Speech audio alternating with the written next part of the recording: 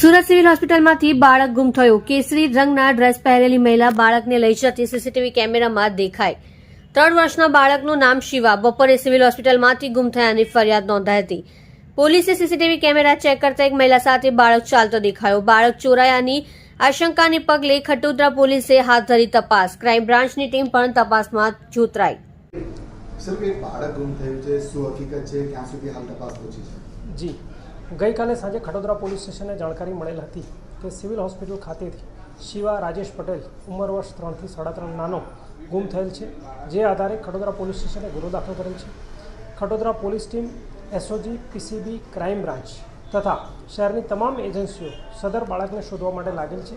CCTV camera, manual information અને human ઇન્ટેલિજન્સથી તમામની માહિતી એકત્ર કરી અમે કોઈ ટ્રેક પર ચાલી રહ્યા છીએ. સંપૂર્ણ સફળતા હજુ મળી નથી, પરંતુ ખૂબ ટૂંક સમયમાં મળી જશે તેવી આશા છે. સુરત શહેર પોલીસની કામગીરી ચાલુ છે. અપહરણની બી કઈ ચર્ચા ચાલી રહી છે? બાળકનું અપહરણ થયું છે. પ્રાથમિક રીતે બાળક રમતું દેખાય છે, એકલું દોડતું દેખાય છે અને ત્યારબાદ કોઈ સ્ત્રી સાથે દેખાય છે સીસીટીવી ફૂટેજમાં. પરંતુ અપહરણ કરેલ છે તેવું અત્યારના સ્ટેજે કહેવું થોડુંક અતિશયોક્તિભર્યું છે.